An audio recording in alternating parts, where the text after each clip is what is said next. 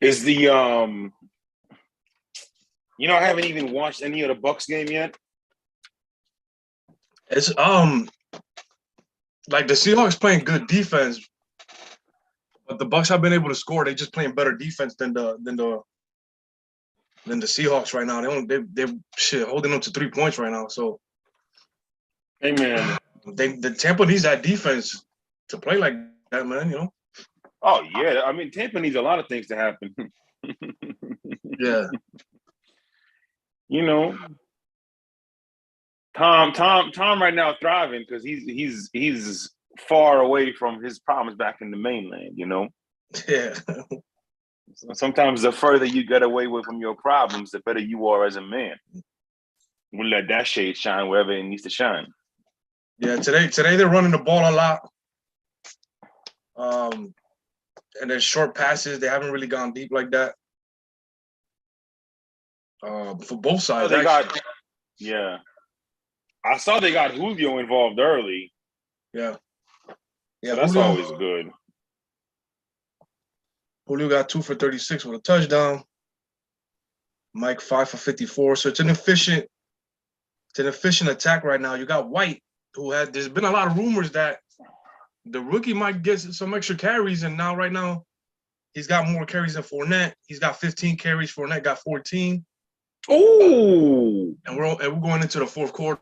So, and he just hit Otten on a Gronk seam route. I'm gonna call it a Gronk seam route. Yeah, absolutely. Bro, I tell you what, man, this Cade Otten kid, if he becomes a reliable target for 12, it's gonna be a problem. I don't want to say it's gonna be a problem. I'm not gonna over exaggerate, but it'll be a solution. No, it'll be a big help because, yeah, I mean, the defenses are going to. They're going to double Mike. They're going to double Godwin. Brady loves those outlets. He knows exactly where they are. Like we talked about, the running backs on the flats, the tight ends on their seam route. Right. She just throws an amazing, probably one of the best seam routes. He's like, I don't think there's an art to every pass. They got a screen pass now to break and gained about 10 yards. There's an art to every pass. You know what I mean? Like just because it's a seam route or a drag route or a screen route or like you said, a little flat route to the running back doesn't mean, it's an easy throw. No, because we've seen Aaron Rodgers miss. Like how many throws have we seen that we didn't pick on it and go to the public and do a whole show about? But how many throws have we seen, not just from Aaron Rodgers, but of quarterbacks not throwing that flat route with the proper ball placement, with the proper pace on the ball, where the running back can catch it in a certain spot and keep running. You know what I mean? Like there's so many times. Oh, absolutely. There's so many times we see quarterbacks throwing flats to running backs, and the running back gotta spin and turn around and then turn around again, and because you want to be able to pass it on his stride, so that if there's a linebacker right on them, he can get to the first down. Right. And then for example, people always criticize Brady for some of his low balls on those spot routes. Yeah. Well, he's doing that because it's not about if you get more yards, great, but it's going to be a quick, tight window throw just to get some yards, easy yards, cheap yards. Whereas back in the day, cheap yards meant run the ball 40 times. No, now cheap yards means, hey, let's get 4 or 5 yards on spot routes, drag routes, whatever. Well, the reason most quarterbacks, the good ones, Brady made it famous again. The reason he throws it so low is to protect his receivers. 3rd and inches, a little shotgun trap play with White. That's another setup. It's 1st and goal from the 4 now for the Bucks. That's that precision passing right there, placement. Absolutely. The Bucks, bro. The Bucks are now 9 of 13 on 3rd down conversions today. Yep. That's major. That's super major. So are you sharing the link and all that? Yeah. Yes. I didn't really tag nobody. I'm not gonna lie. Shout out to Dennis. He the first one to jump in here on the Yeah, chat. shout out to Dennis. I'm gonna send the links. I'm gonna send the links. I'm gonna send the links. I'm gonna send the links. A couple of different spots. But yeah, I mean, and then even on those, it goes back to those seam routes. Like, you got to throw that ball a certain way, depending on the route, depending on the coverage, depending on your receiver, depending on the situation. And more often than not, the ball elite ball placement is always. And it seems like it also like velocity on that seam route. Mm-hmm. Like it could be a touch, it could be a little bit more velocity you got to put in, depending on where the DBs are. So coverage. Touchdown Bucks, 21-3 Bucks. Touchdown to Godwin. Hey, maybe like you said, Vic. Maybe last week was the spark they needed. Yep. But the problem is there's a flag. There's a flag. Let's see we'll check the flag. Anyways, welcome to the show, ladies and gentlemen. We're gonna have a little bit of a condensed show for y'all today. The time currently is 11:45 Eastern. We're gonna run some of these games. We're gonna run through some of these games, some of the injury reports and whatnot. Vic Jr. here, Mo Schefter here. Vic, we got some interesting games today. Certainly some games that'll ruffle some feathers, to say the least. We got the Vikings and Bills. We got to check on Josh Allen's status. You got the Saints and Steelers. T.J. Watt coming back. How the Steelers going to? Because these are the Saints and the Steelers. I'm sure some of you are thinking, why is this an important game? The Saints and the Steelers are playing spoilers in their conference. Like, those are two teams that have big potential to spoil a lot of teams' playoff runs or playoff positioning. So it's like the Saints and the Steelers are two teams that I keep an eye on week after week after week. And the fact that they're playing today, definitely a game I'm going to be watching. Broncos and Titans, a little bit of an under-radar, Midwest type game.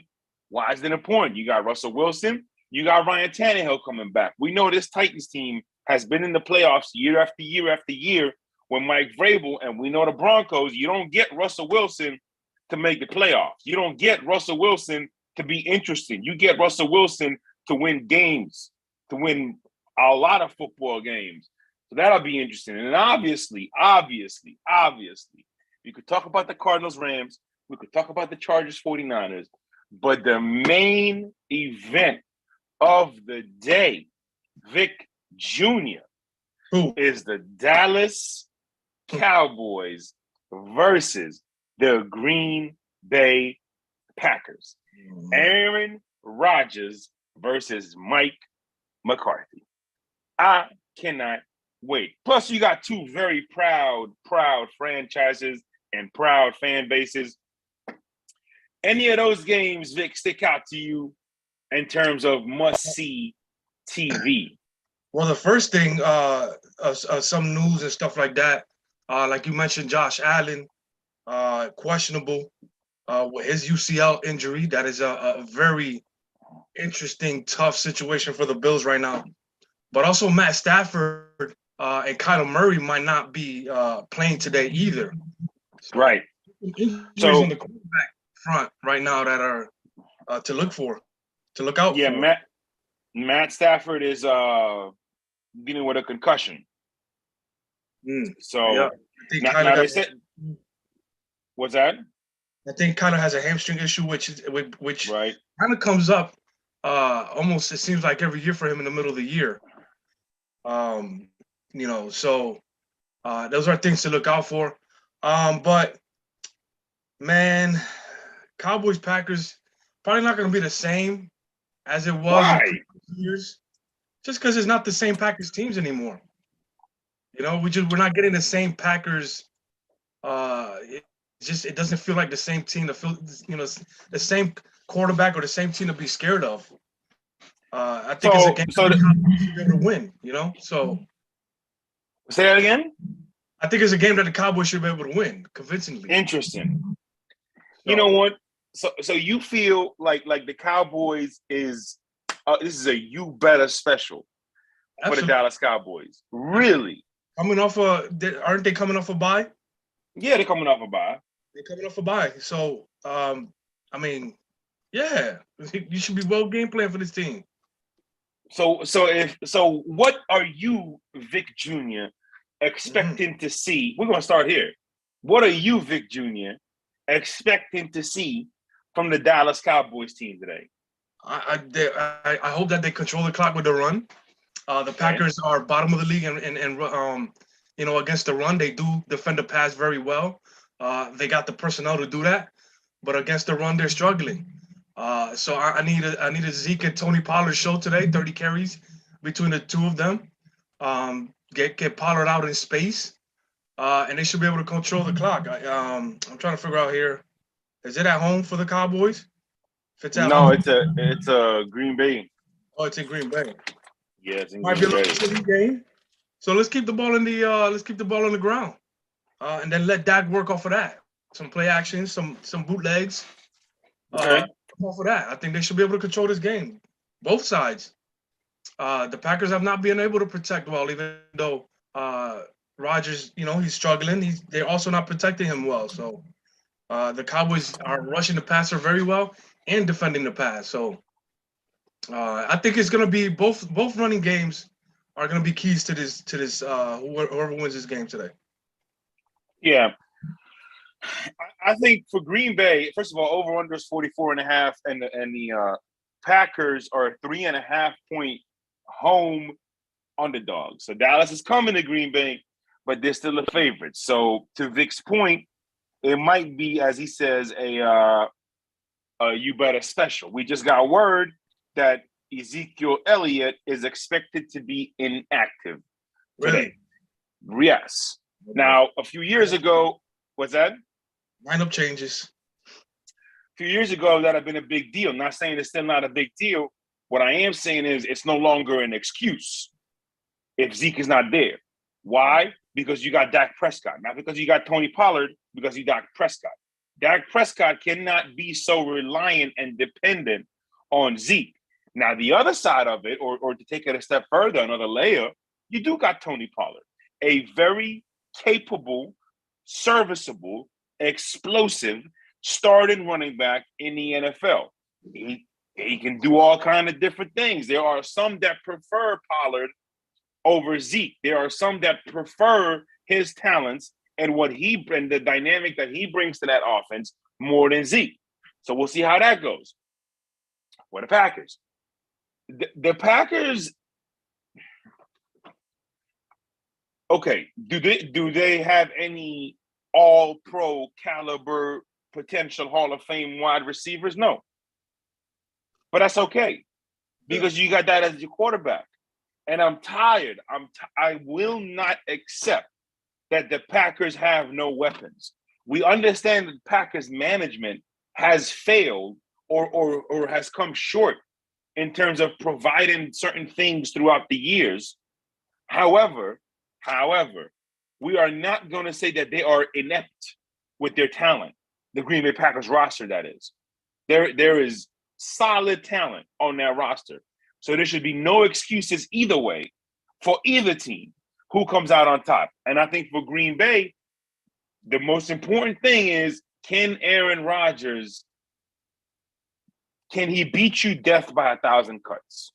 Is Aaron Rodgers capable of beating a team death by 1,000 cuts, like Brady, like Manning, like Breeze? Is he capable of doing that? If he is, then the Packers should win this game because there is going to be spaces available in the quick passing game, and they should have enough to establish the run. All that being said, this indeed is a you better special for the Dallas Cowboys. It just is. They're a better football team, top to bottom, 1 through 53. They got Micah Parsons. Green Bay has nobody equal or that can block Micah Parsons. And Aaron Rodgers is not that dude anymore where he can just have this unbelievable escapability and extension of the plays, unless he learns better pocketability. So views from a 22 term. I'm gonna take the Cowboys, Vic. I am. Give me the Cowboys. I don't like giving scores now because of Vic and Myron. They've converted me. But I'm gonna go 27-20 Green Bay, Dallas. Vic, I'm assuming you're going Dallas. Yeah, I'm gonna go with Dallas too. I just you brought up a good point with some of the way the Packers gonna attack. That's what they've been doing for years, for the last few years anyway. The short intermediate game has been a very big key to their offensive attack, especially running the ball as well. So, but there's no Devontae Adams, who was great in those short intermediate routes. Definitely.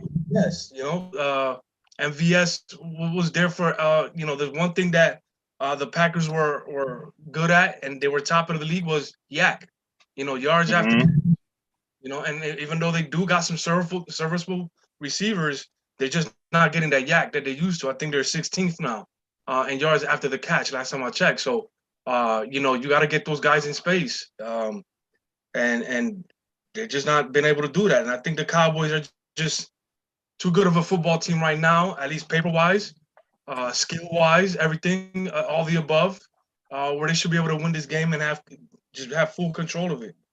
Shout out to everybody else, man. Tanya jumped in. Jay Quan jumped in. Jay Ham said that the Colts and Raiders will be on PBS Kids today. Nickelodeon should be their first PBS.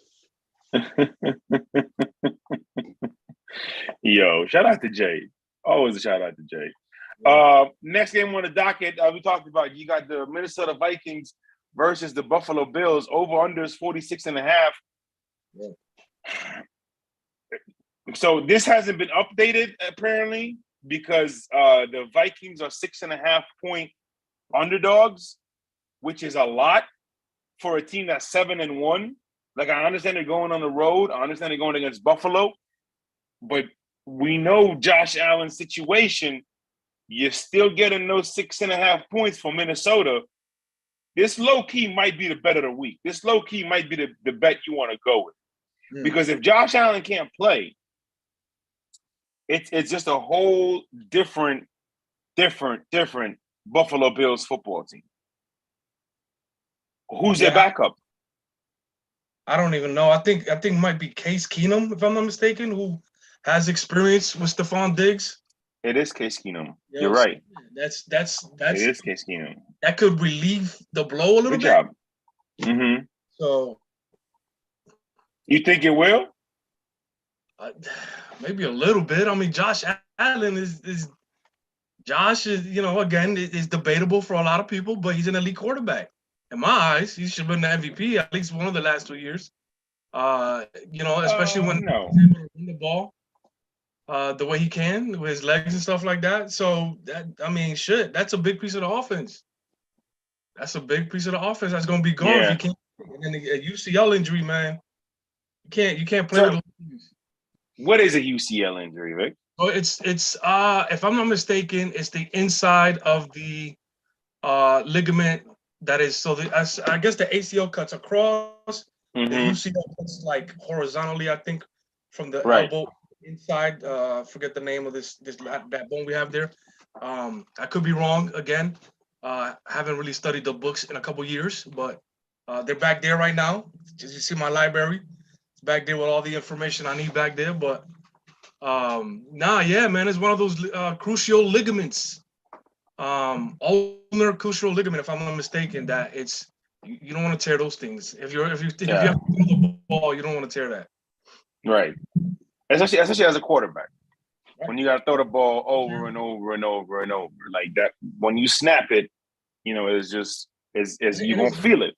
Right. And it's also like interesting, like, are they gonna go more to short passing, a short passing attack if he does play? You know what I mean? We'll see. Have to put. Because the one thing that we criticized him in college coming out of college was the velocity of his short throws, when to put touch in that. And he's gotten better, but if he's got a UCL injury, you're going to have to use that more often now, bro. A little bit more touch on these passes, a little bit more precision. No doubt about it. I hate to do this. I really do. I'm thinking Minnesota. I just think they're flying right now. Yeah. And I think Josh Allen is coming in this game way too banged up. And I just think Minnesota is going to come in there hype. They know they're coming in as underdogs, and they know they got a chance. And they know they got Stephon Diggs talking trash all day. I'm going with Minnesota. Josh Allen accounts for 82% of the Bills' yardage, highest in the league. 92% of their touchdowns. So, the Vikings, man, listen, the Vikings 7-1 right now, which is a better record than the Bills right now, 6-2. Yes, it is. That's what I'm saying. The Vikings, even though they play in the dome right now, they do live in cold weather, so their bodies should be able to adapt to cold air. Right. Right. Actually up here in the Northeast, it hasn't been too cold yet, which is shocking. By now, we would have some nice snow fall by now and some 30 degree weather, but we not. Well, it's snowing in the Allegheny Mountains. I can tell you that much. Oh, shit. Well, yeah, that should be. So it's coming. It'll be there soon, Vic. Don't you worry. Yeah. So it'll be there soon. Who has the better rushing attack today? I think is going to be key, man. Well, I mean, on the one hand, how do I put this? Neither team has the volume in terms of the rushing attack. Mm. Buffalo has a decent per yard rushing attack, like yards per carry. Right. Now, obviously, that's a little inflated because of Josh Allen. We get that.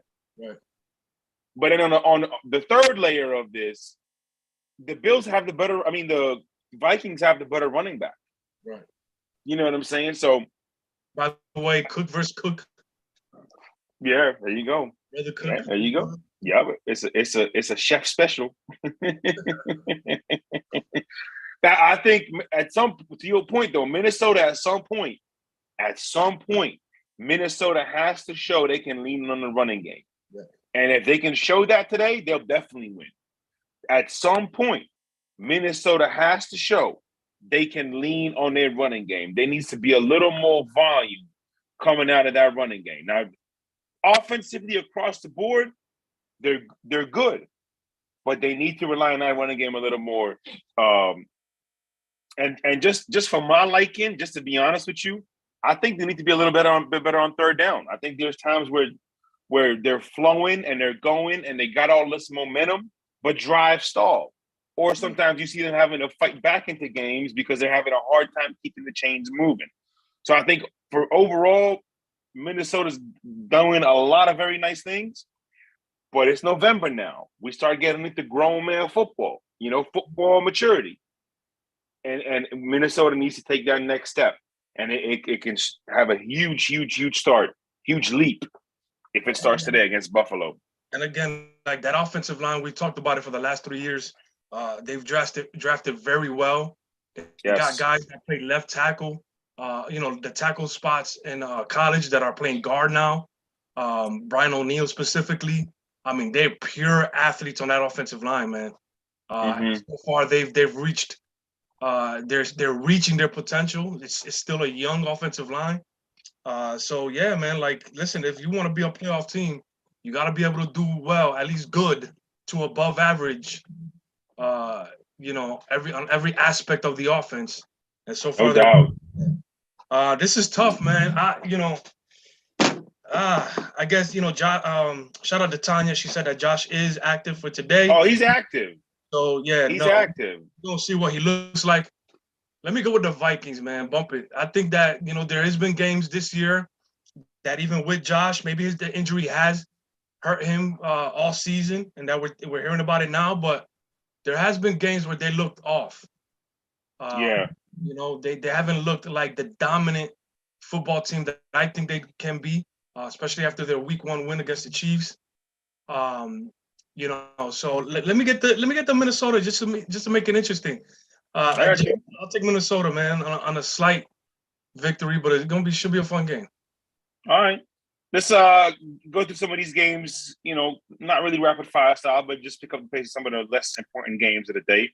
Lions at Bears, over under is 48.5. Bears 2.5-point favorites. Again, two teams in the NFC North, two teams that are gonna compete. I think you see with the Lions, they are gonna run through a wall for that coach, and they might not have to because he's probably gonna tear down that wall before they gotta run through it. But his oversized ass. And the Bears, dare I say, there's some good things happening in Chicago football. Dare I say it? I don't want to just yet because I don't want to do nothing prematurely. But there's some good things happening in Chicago, Vic. You notice how my voice is getting softer, Vic? Because I'm not ready to say it with my chest. Yeah. But I will just say there's some good things happening over there. You see, they're starting to build a foundation. They are forming an identity. And no doubt about it, they are taking the blueprint from the Baltimore Ravens. No doubt about it. They are following that template, that philosophy of, hey, this guy is good at X, Y, Z. Let's do X, Y, Z.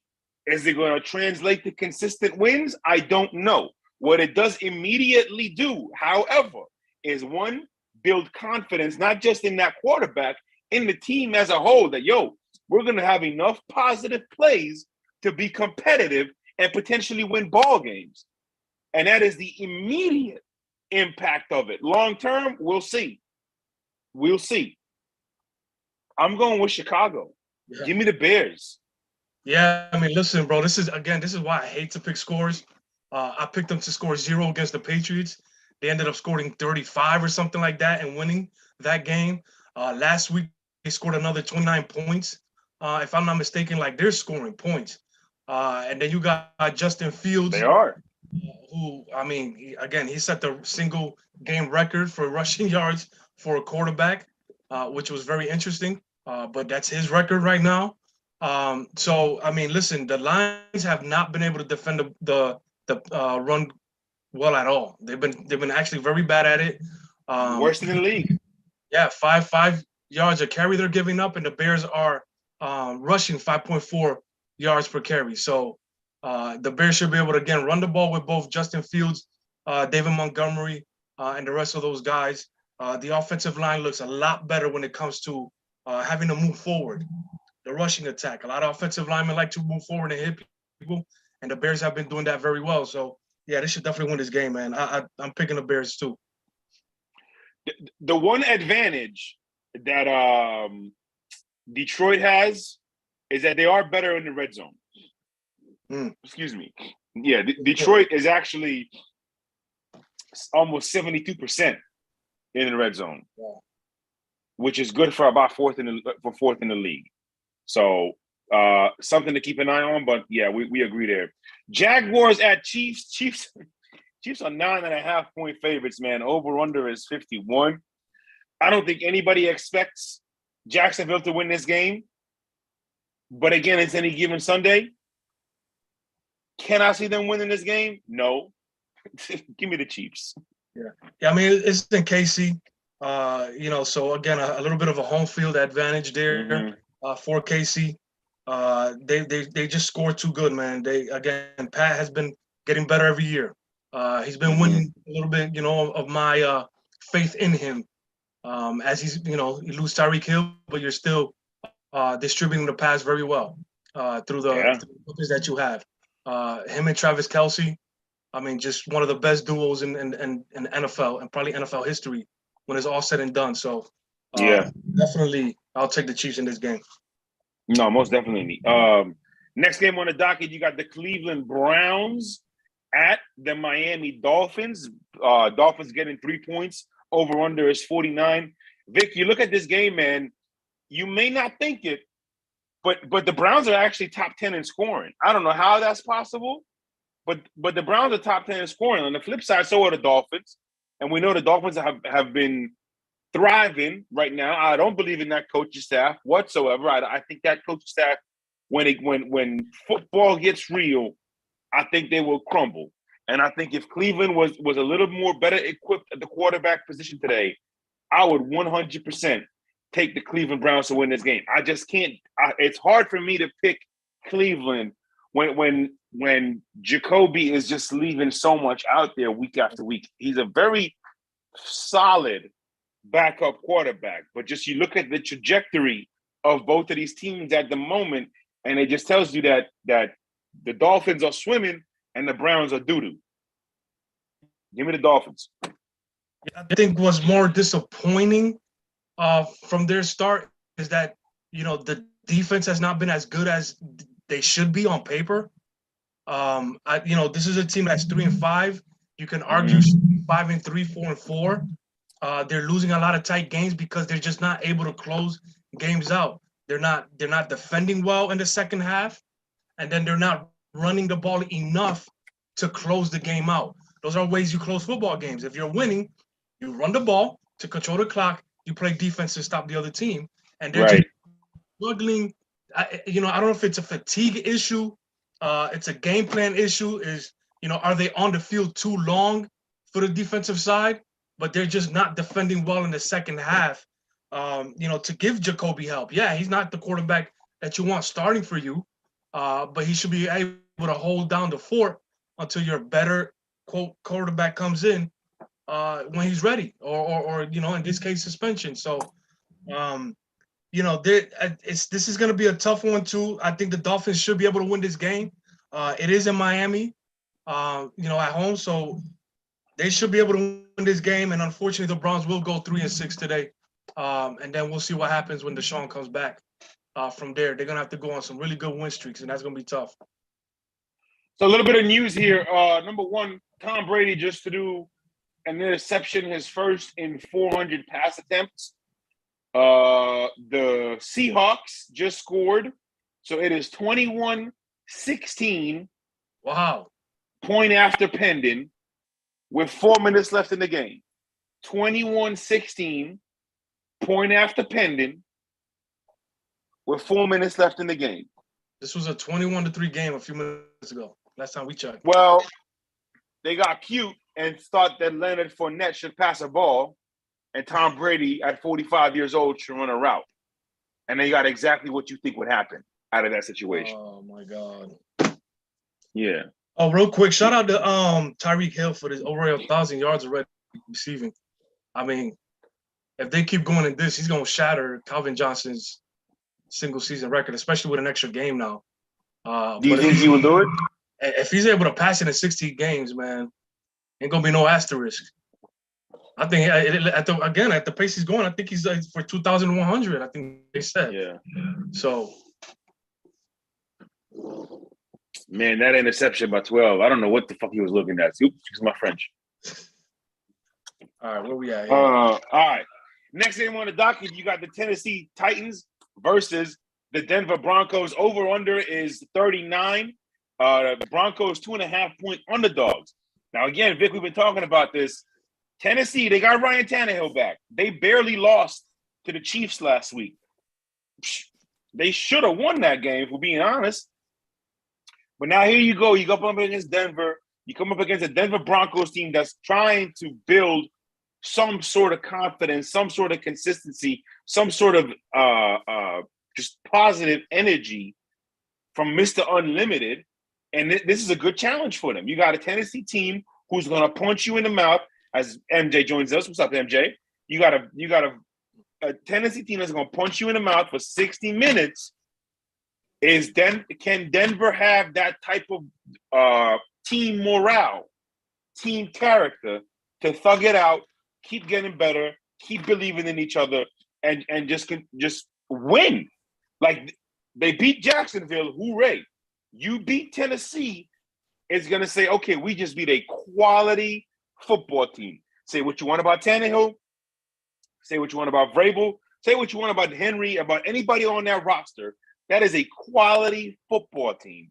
And this is a big challenge today for Denver. Go ahead, Vic, and then we'll go to MJ. Yeah. I mean, again, 3-5 Denver Broncos. The AFC, when it comes to the AFC playoff picture, it's very top heavy. And then the last three spots are, up for grabs. So you win today, you're gonna win, against a team that is considered one of the better teams in your conference. Definitely should be able to win their division. So you go 4-5 this week, and you could kickstart something good, a nice little run as well. So definitely, this is a game that Denver should be able to win. They are going to Tennessee.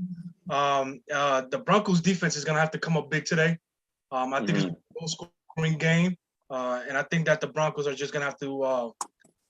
I don't know. I honestly don't know what their attack is gonna be. I don't know if they have a balanced attack, more that they can really define themselves by right now. But Tennessee knows what their identity is, man. So if you control the run, then this is a tough pick too, man. It is. It definitely is. Because go ahead, MJ. Jump in there. Say hi. Good morning, first of all. Hey, great morning, man. It's a hell of a freaking morning. Birds out, sun is shining, and here are my brothers on their way to work. It's a great freaking morning. What movie is that, brother? What movie is that? Wait, Above the Rim. What is it? Yeah, Above the Rim. Tupac said. Oh, okay. All right, so here's some breaking news. Russell Wilson looked like a quarterback again. Mm-hmm. He threw over 250. That's the magic number for this team because their defense is done well enough to where all he doesn't have to be, dangerous. He just needs to be, solid Russ. Just be solid. You have the defense to where don't make the big mistakes. Let's keep the time of possession on our side. Let's keep moving the chains. Let's also, in scoring opportunities, we're not going to force anything, but we will take the field goal. As long as our defense is well and rested to be able to go attack like the dogs that they are, you don't have to be the guy that you were 3 or 4 years ago. Yeah. You just have to make sound football decisions and make it simple. Now, what I also will say is it's around the time in which now he kind of has an identity and he knows his team. He knows he can trust. He knows what plays work for him, what plays don't. And just like I told everybody, these things take a little bit more time now because you don't have the preseason to figure it out. You only got 2 games. Right. So, and also, this is an 18-game season now. So technically, you still playing the same amount of games. It's just only 2 don't count. So I think this team is poised to make a run if he keeps getting better. If Russ keeps making the simple play, just make the simple play. We don't need you buying time and throwing a dart across your body. Make the simple play. If he does that, then it's a playoff team. So yeah, I mean, trading Bradley Chubb, man, that was still such a tough call. Right. That secondary is so good, and again, a pass rush. If you got a great secondary, a pass rush is just the cherry on top. You know what I mean? So they like the young guys behind him that we're trading right now, but I got a theory with this, Vic. I have a theory. Anytime, let's just really look at the history of this too. It's combing through your head. Anytime you had a great pass rusher that ended up being traded or given away or whatever, that next guy always been on demon time. Because guess what? That young guy underneath, I get to learn from the best. All of the things that he's doing, I get to study the things that I like that he does. And I even get to study his mistakes and say, you know what, I'm not going to do that. Yeah. Trying to implement it in his game now. Because let's be real, what this game is about. Every year, these dudes get bigger and faster. Yep. So if you give a really big and a really fast dude on the line any type of technique and know-how, what are they going to turn into, Mo? Something good. So I get to learn from him, and I get to learn from the defensive coordinator who brought the best out of him. Yep. So it's only a matter of time I'm going to get better. Now, what I do not like about the NFL is because of this fact, usually when it comes to pass rushers, linebackers, wide receivers, and other skill positions, there is no loyalty with them. No. So they have a short window to be able to be great. And I can't stand that from a personal standpoint. I think it's loyalty to great players, and it's just not. But it's also the NFL in which, you have a short lifespan when it comes to bringing your best football because you're literally surviving 60 car crashes a game. Wow. So as far as like the pass rusher replacement theory, I think that's an excellent point. To add to it, this is I've always been a solid believer. Give me 5 guys in the secondary over 4 guys on the defensive line. That's just me. Because in my opinion, if you give me 5 guys in that secondary, all I really need is 1 on the defensive line. Not saying you can do it with scrubs. You still need solid players. You still need beef. You still need guys who can clog up the middle. But if you have 5 solid pieces in the secondary and 1 game wrecker, 1 guy who just makes the right play at the right time on the defensive line, you got potential. Yeah, you got potential. Now for the Broncos, it just felt like getting rid of Chubb was them saying, "Hey, we are still a couple pieces away from where we want to be." That's the message that I got from it. And that was a bit of a surprise to me because I don't think they were a couple of pieces away. But now that you took out Chubb, now you might be a couple pieces away. Yeah. This is how I feel about it. Like a lot of trades and releases and whatever of big time pass rushers, you are absolutely right, has benefited the team traded away the player. We'll see how this one plays out. They got to make some solid picks in order to really say, okay, I like that trade, because that's not a trade that I can really form an opinion on. Right. Y'all know I always like to talk about red zone offense. Tennessee Titans, by the books, have the best red zone offense. Have the best red zone offense in the league. I'm actually going to pick the Titans, believe it or not, Vic, to win this game. I'm leaning that way too, bro. Okay. I think MJ? They got something that they got something they identify themselves well, and that's the attacking with the run. Mm-hmm. I mean, why do they have the best red zone offense, Mo? Because you got King Henry. 2-2. Broncos is not going to let King Henry beat them, which means Tannehill's going to have to beat them. And if Tannehill has to beat them, I'm going with the Broncos. So give me the Broncos. And that's why I picked up Coco, because I didn't want the slander of the Tennessee people to come at me when I say this. I'm sorry. I think there's a little bit of momentum there. And if last week's Russ show up, I think they could beat him. I agree. I totally agree. Next game on the docket, you got the Texans at the Giants, 1-6 versus 6-2 or whatever it is. -4.5. A little closer than I would have thought, just being honest. Over under is 40.5. I am going to take the Giants to cover and the under. This game is not going to be on red zone much. Give me 17-3 Giants, Vic. Yeah, I mean, you got one of those really bad rushing defense, and the Texans, I think they're giving up about 160 yards a game, which is not very good against Saquon Barkley, the new revived Saquon Barkley. Yes, the Giants run game has been outstanding. So that's just a bad mixture for the Texans. I think the Giants control this game with the rushing attack, especially Daniel Jones as well, who has been running well as a quarterback. Give me the Giants in this game in New York. I like it. MJ, your thoughts on this game? Houston, at least you got the Astros. Y'all can't have all of it now. Hey. So now listen.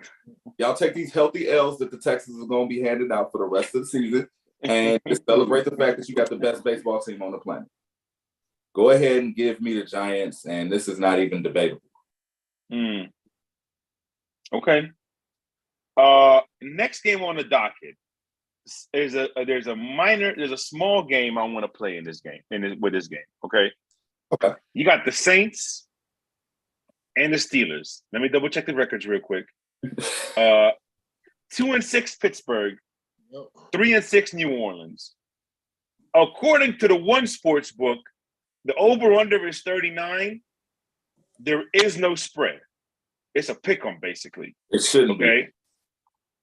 be. Hey, according to another one, it's 39.5 and Pittsburgh by 1.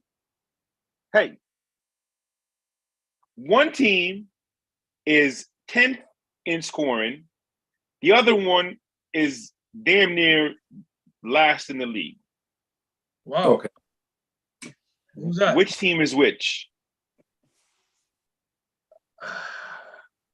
I'll go with the Saints. Top 10 in scoring.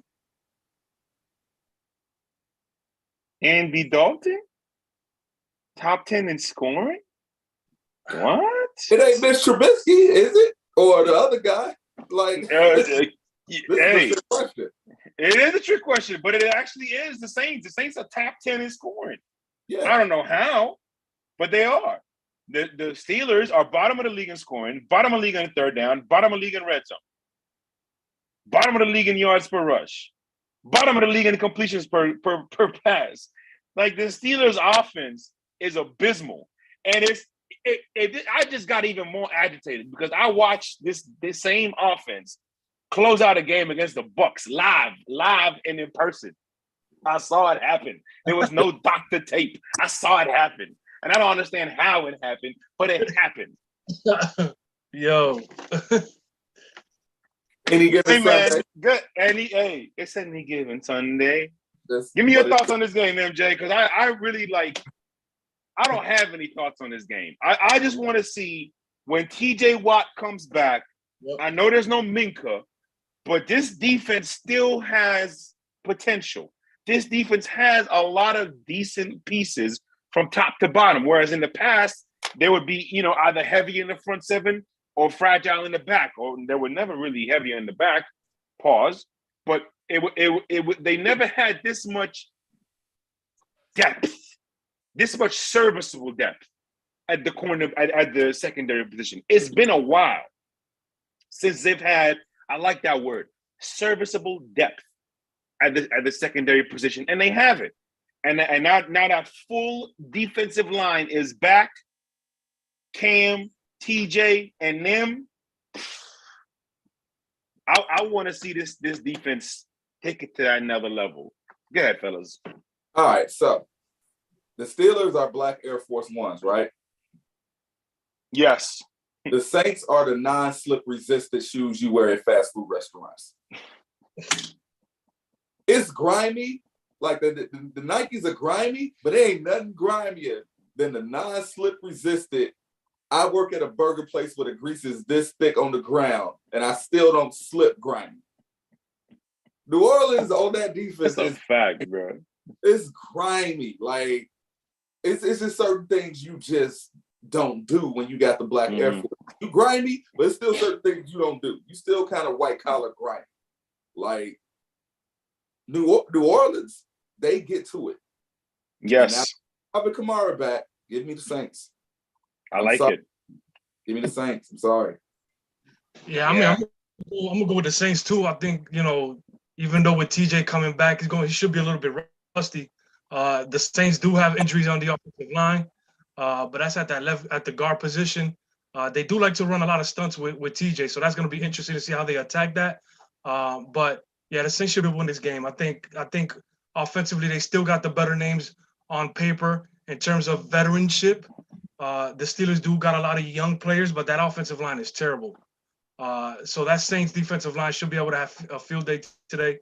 And I mean, I don't know. Hopefully they let Pickett, at least still learn something today, not get his ass whooped back there. Non-slip resistant sneakers. Next game on the docket. Oh, boy. Mm-hmm.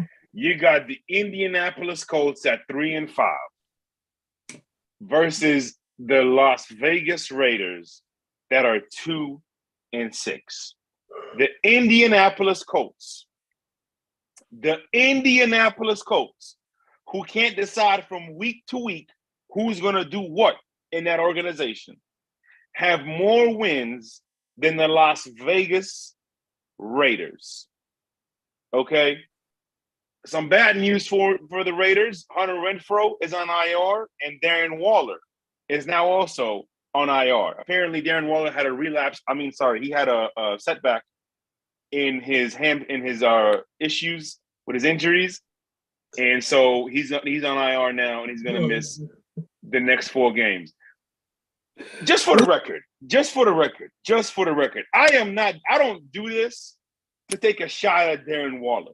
This is my way of being petty towards the media, who every time they're on national TV start playing the Full House music and all these sob stories about what Darren Waller went through. Like, let the man just progress. So this is me being petty towards the media, not towards Darren Waller. Just saying, just for clarity. Understood. Go ahead, fellas. It's like an Eminem album, man. We get it. How many albums you got to make for me to understand what you? I get it. Talk about something else. Yeah. Please. Oh, facts though. You know, it's funny you said that. Sidebar, real quick. It's funny you said that because yesterday, for some reason, I was in the Eminem mood. You know why? Because I was pissed off yesterday. So I was in the Eminem mood. You know what I mean?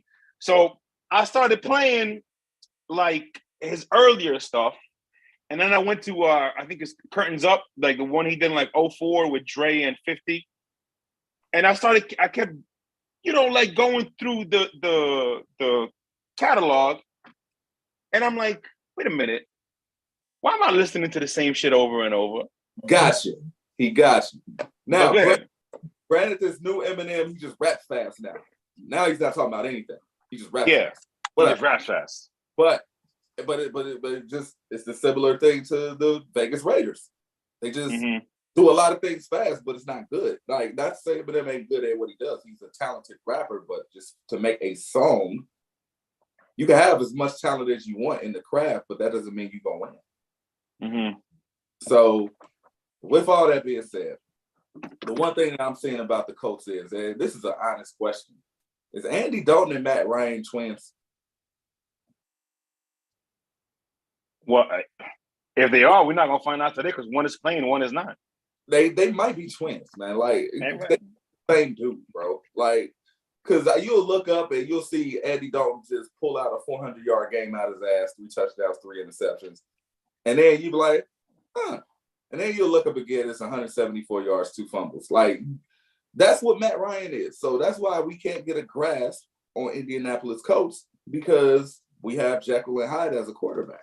Well, MJ, Sam Ellinger is a quarterback.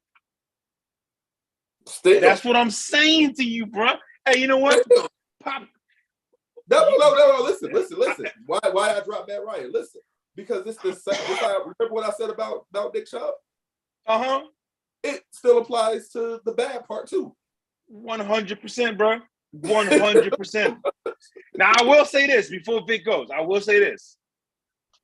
Jeff Saturday coaching debut, after the way the media made it seem like this was the worst decision in the history of decisions, I would love to see them kick the Raiders' ass today. Go ahead, Vic. Listen, bro, they don't score points. Nope. I think it was like 14. They don't stop. The last couple games, it's been an awful offense. But the Raiders just have been as bad too. So two teams that have been very disappointed this year. You know, I had a higher expectations for both teams. And I'm sure you did I did with the Raiders. So it's unfortunate, but this might be a game that is like 17-13. Yeah. So, or it might be 48-42. Like, hey, man, you don't know. You just really have no clue when it comes to them. You like, really don't. If I need that money, I ain't betting in this game. Listen, definitely not. Definitely do not bet in this game. I could use 3 touchdowns from Jonathan Taylor today, so yeah. You know what I mean? So I don't know, man. But is he playing? I think he's active. I know the backup, the kid, I forget this kid's name, but he's out. Yeah, he's active. He's active. He practiced well during the week. And they might No, they said he looks good. They said he's ready. He's 100% ready to go. So Yeah, it's one of those things where you hope he doesn't get re-injured. No doubt. I mean, as you know, maybe they don't want to admit it, but this is a season you could probably throw away. They are 3-5. It is the AFC. They still could make the playoff spot, but they're just offense just not looking good. And I mean, I don't know. Let's see what Jeff Saturday. Let's see what that vibe and that energy brings in for them. Shout out to Stoppage Time FC. They got a show coming up next week for the World Cup. I will be there. There's no way. Anybody who knows me knows. As much as I love football, there is no sporting event that I love more than the 30 days of a global stage of a football event. It is just the most beautiful sport in the world for those 30 days. It always is, but that's just a magical time for sports that if as a sports fan, you can't get into it a little bit, I gotta question your sports fandom as a whole, because there's just so much that goes into it that you can't help but admire it. I'm saying all that to say he's got an ankle injury. And ankle injuries can be as nagging as hamstrings, where it's just you feel good, everything is right, everything is cool, but the wrong step, it's like, here it comes again, And hey man, ankle injuries are no joke. I know soccer players to this day, just they have ankle injuries for life. And running back, you got to cut, you got to hit, you're gonna be at the bottom of the pile over and over and over. Some big ass 300-pound dude stepping on you, just landing on you. Right. So it is definitely something to keep an eye on. The Raiders, the one thing that I am hoping here, I said hoping for the Colts, is that the Raiders are bottom of the league in red zone defense. And with Jonathan Taylor back and Jeff Saturday, we all seen the clip, just snap the ball, just run the ball. He's the only one that went at Peyton Manning and said, hey, we got to run the ball more.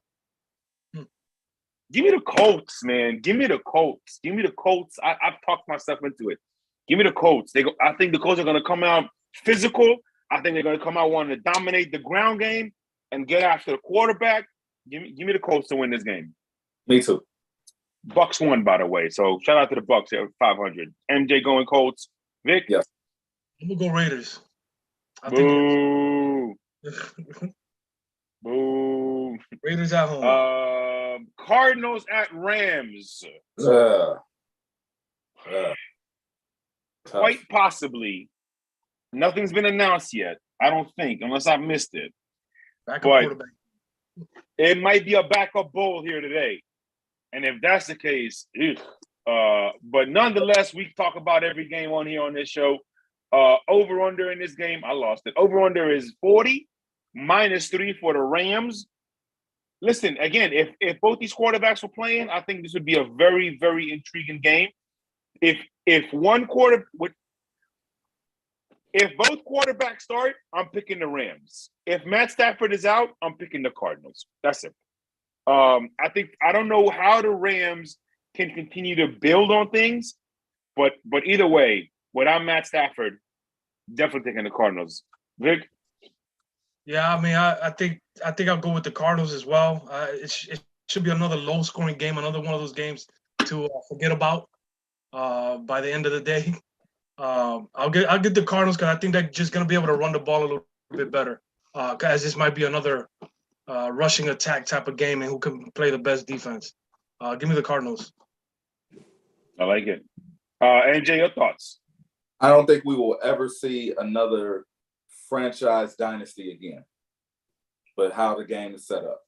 Interesting. The only thing that might get close is the Chiefs, because they have the blueprint. They have a coach and a quarterback that's working simultaneously, like an elite coach and an elite quarterback.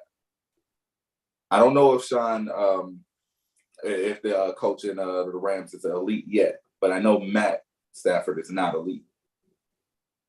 He did what he was supposed to do, and now they're experiencing a hangover that we knew that they were going to experience. Yes. We knew that they was going to experience. And they had a new defensive coordinator in which they run a lot of cover 3, even though they got dogs that can get to the quarterback. And you have 2 cornerbacks that can actually change the game in man-to-man coverage. And we're not seeing that enough. Give me the Cardinals. I just think that this year is just going to be a down year for the Rams, and they got some things to figure out.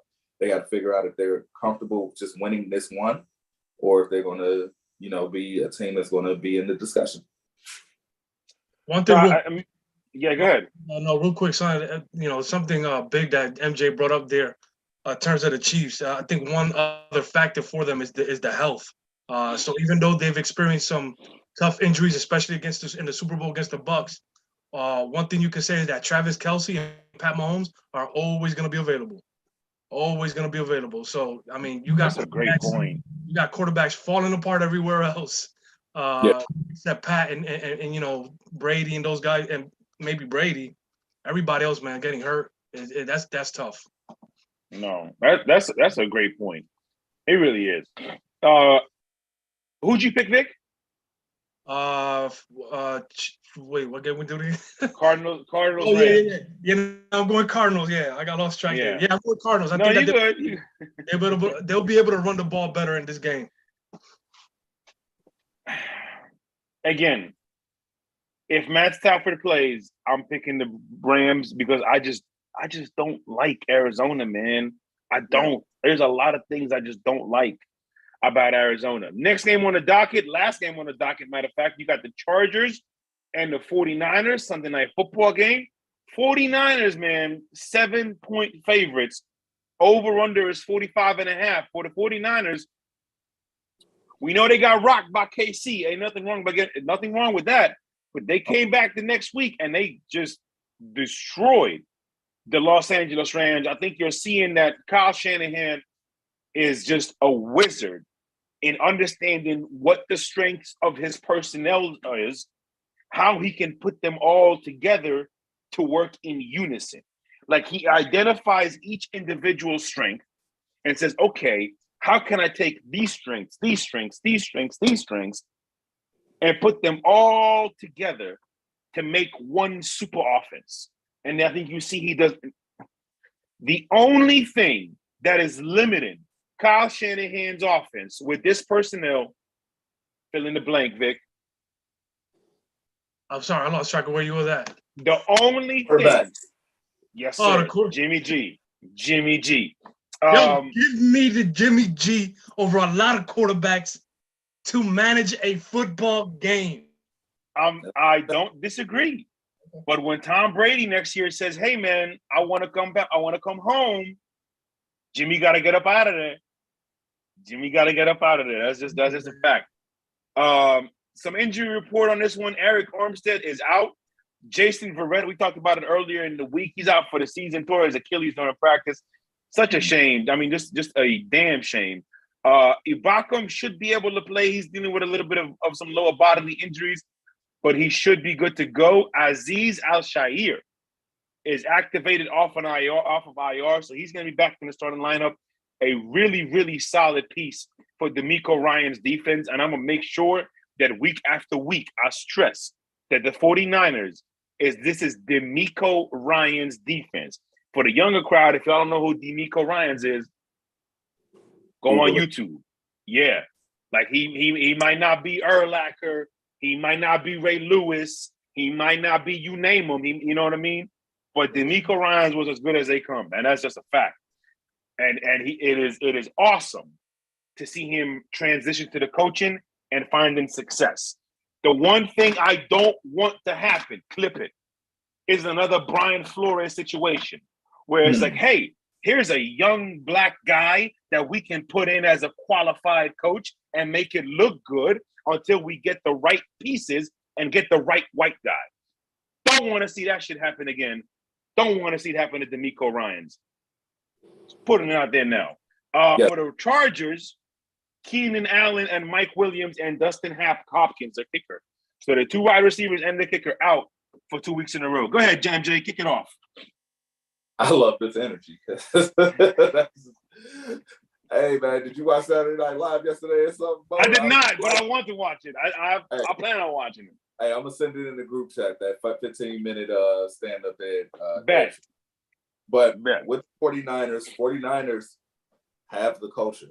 They have everything that they need. I actually got them getting hot and making it to the Super Bowl against Buffalo. That's what I have. So they're going to figure out a way to incorporate Christian McCaffrey even more, which is scary if you think about what happened last week. But here's the even scarier thing. You focusing on Christian McCaffrey, now there's Debo. You focusing on Debo, there goes Brandon. You focusing on him, oh, Kittle in the slot. Like, this could get ugly very fast. I haven't seen a team with this amount of weapons since last year, Tampa Bay. I mean, 2 years ago, yeah. Years ago, Tampa Bay. Yeah. So, no doubt, it's a very simple equation for me. Like, guys, talent beats work ethic if the talent works hard. San Francisco works hard and they have the talent. This is a simple equation for me. It may not happen today, it may not happen in 2 weeks, but when they make their run, I think that they're going to end up being in the Super Bowl. And the Chargers are going to Charger. We do this every year with them. I'm tired of the dance. Yeah. I'm tired of it. They're going to figure out a way to not make the playoffs. I have no idea how. Denver might make it before them. They just going to figure facts. They find ways to lose. I don't get it. Maybe it's because your coach is going for it every possession. Maybe. I don't know. Or maybe, just maybe, you just got to play 60 minutes of physical football and you guys are incapable of doing that. Either way, give me the Niners. This is the reenactment of the 1994 Super Bowl. And I think the 49ers are going to handle business.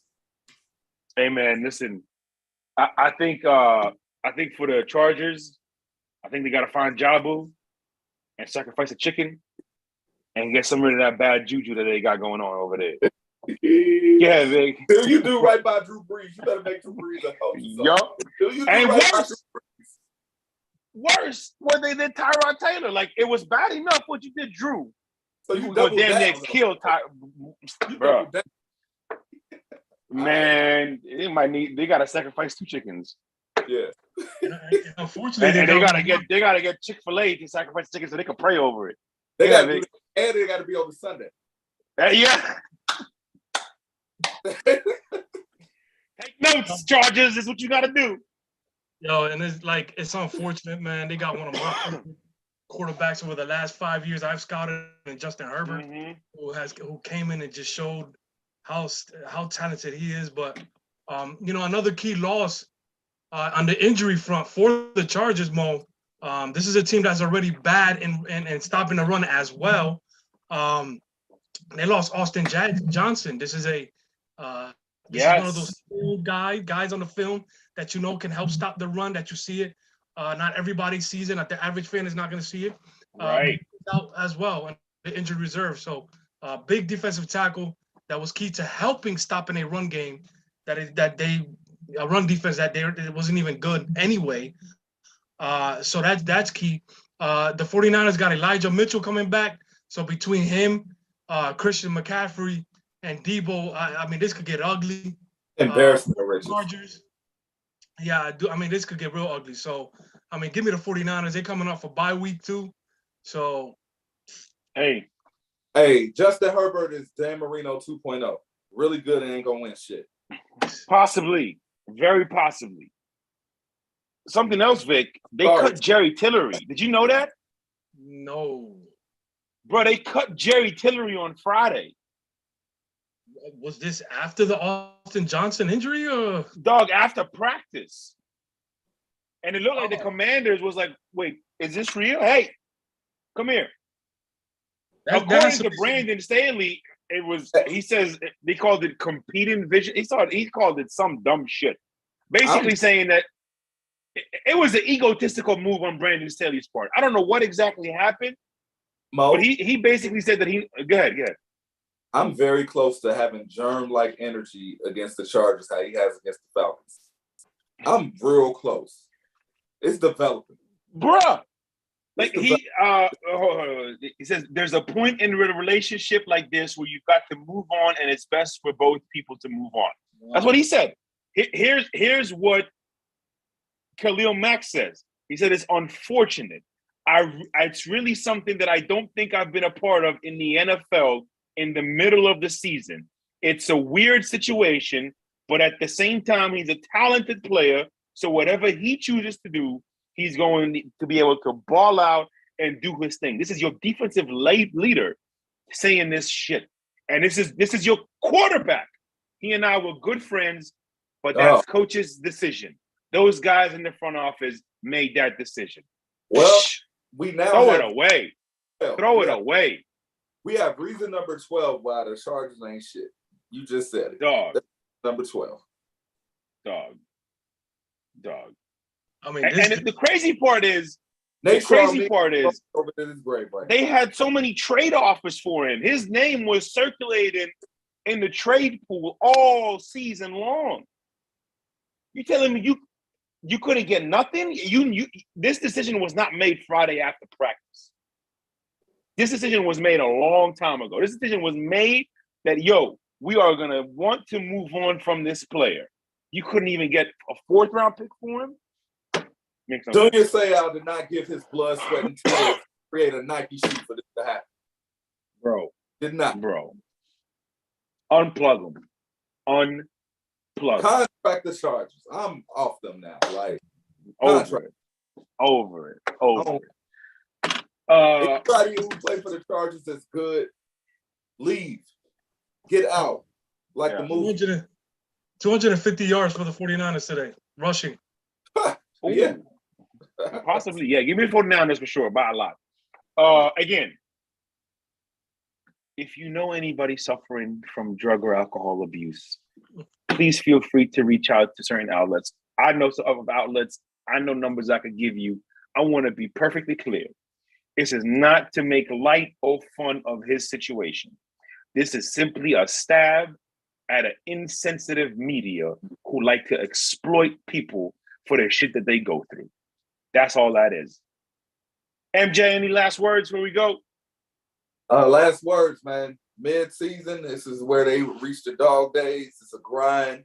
It's a lot of teams that are starting to figure out who they are, and they're probably better than their record says. And it's a lot of teams that are not as good as their record says. So just continue to keep enjoying the game, but also trust your eyes, trust your judgment, and trust the views. Facts. Film don't lie. That's a double entendre in case y'all missed it. Vic? Hey, man, I just got some music to close it, bro. Rest in peace to that man, son. Rest in peace, bro. Rest in peace, Take. No doubt about it. I love it. Let's go. Take us home, Vic. 22, baby. Cause this shit bigger than me.